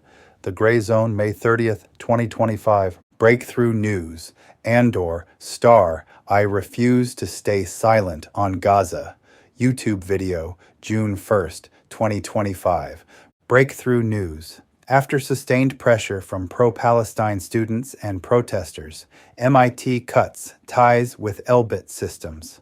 Facebook post, April 26, 2025. Breakthrough News. Israel is paying influencers to spread its propaganda. YouTube video, June 3, 2025. Breakthrough News. Leaked documents reveal Trump admin plan to destroy Palestine movement. Facebook video, May 22, 2025. Camp Lee. There's no military doctrine left, just collapse. Redacted News, May 30th, 2025. Chomsky, Noam. Fateful Triangle, the United States, Israel, and the Palestinians. Cambridge, Massachusetts, South End Press, 1999. Coates, Ta Nehisi, Between the World and Me. New York, Spiegel and Grau, 2015. Cohen, Dan. Comment on The Jimmy Dore Show, November 2023. Das, Rua.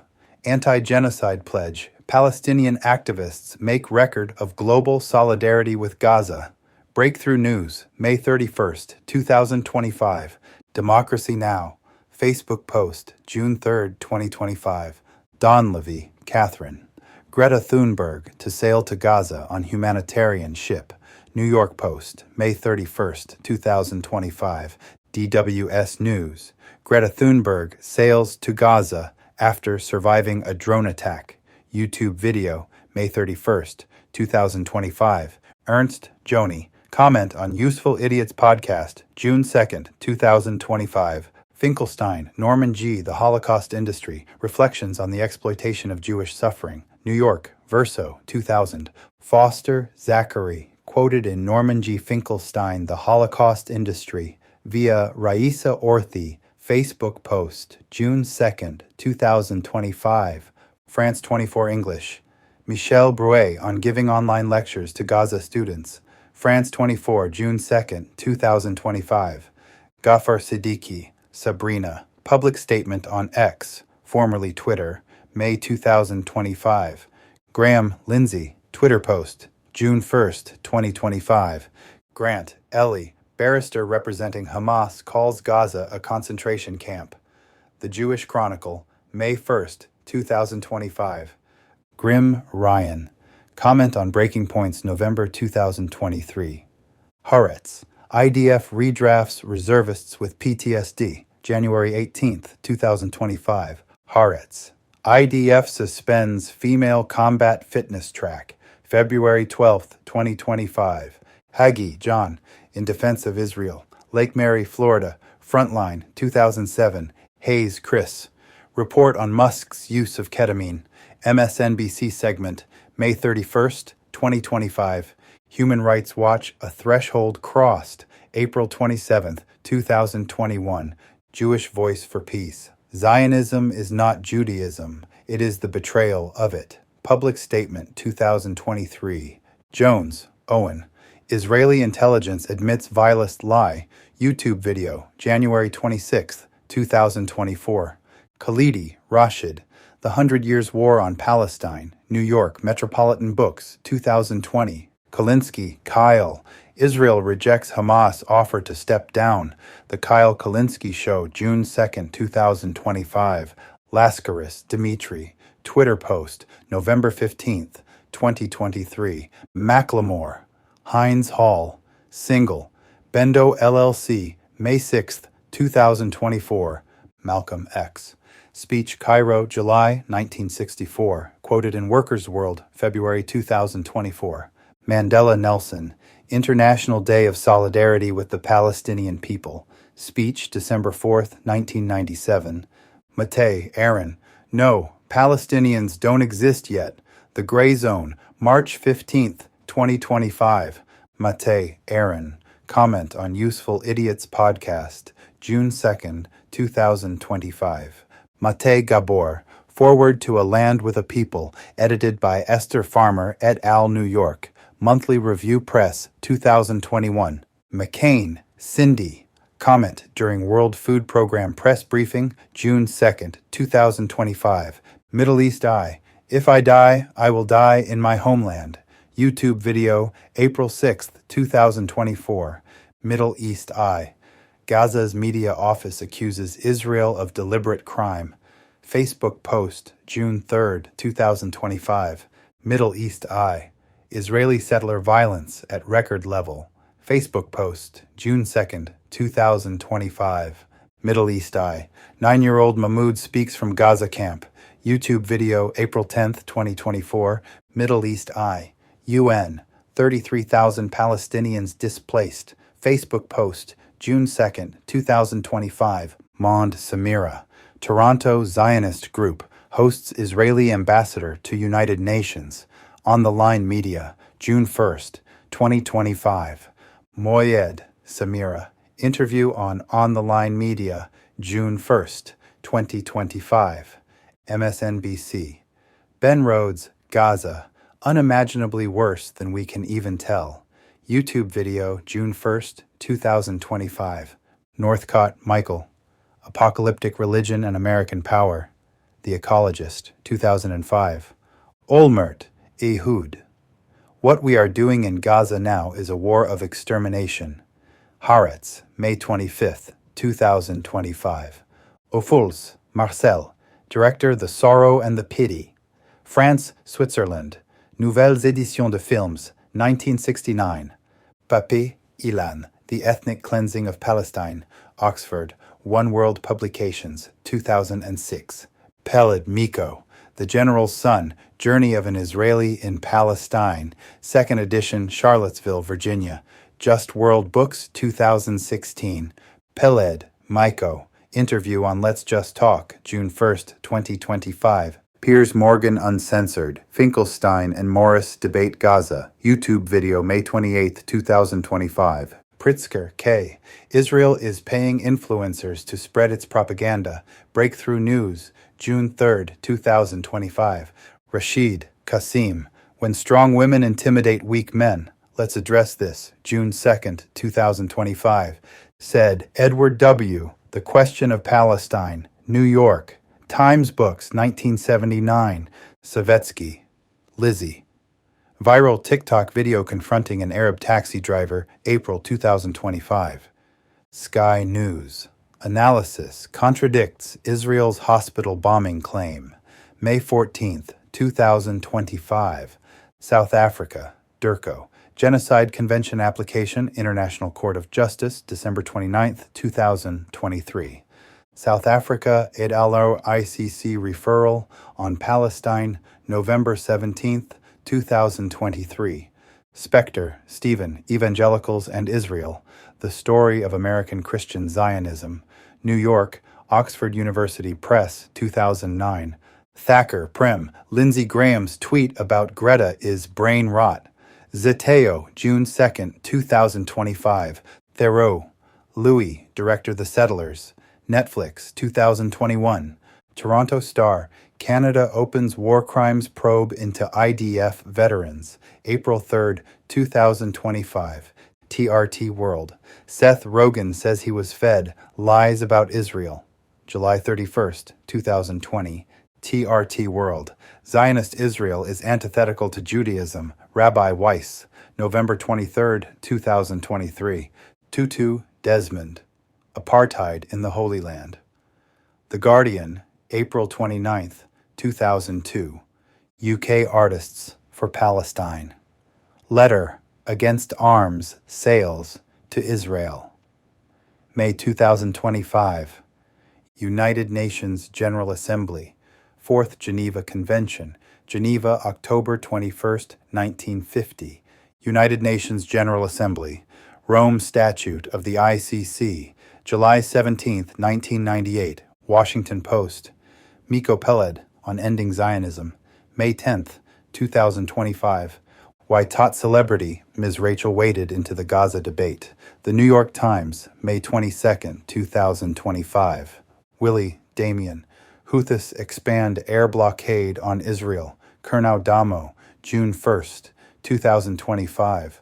Winnipeg Free Press. Owners of cafe accused of faking anti-Semitic attack. August 15th, 2019. YouGov. Israel favorability at record low. May 2025. Channel 4 News. Israeli reservists refusing to fight in Gaza.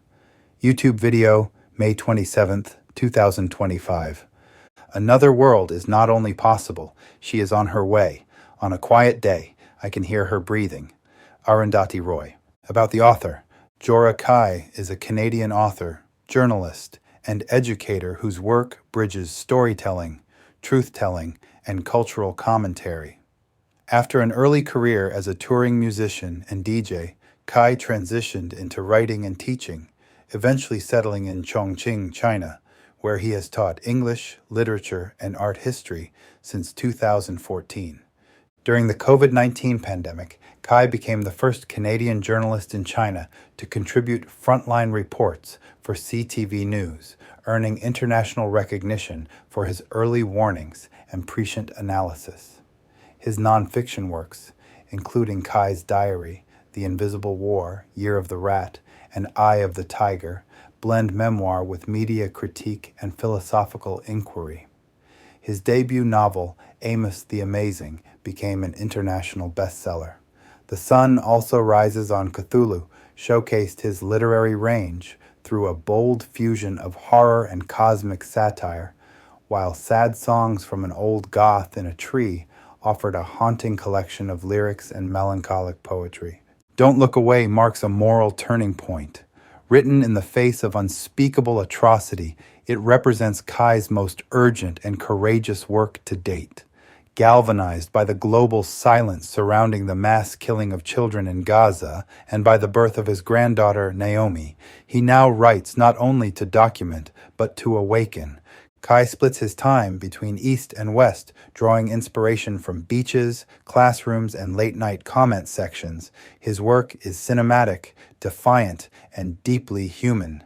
Learn more at jorahkai.com. Other books by Jorah Kai.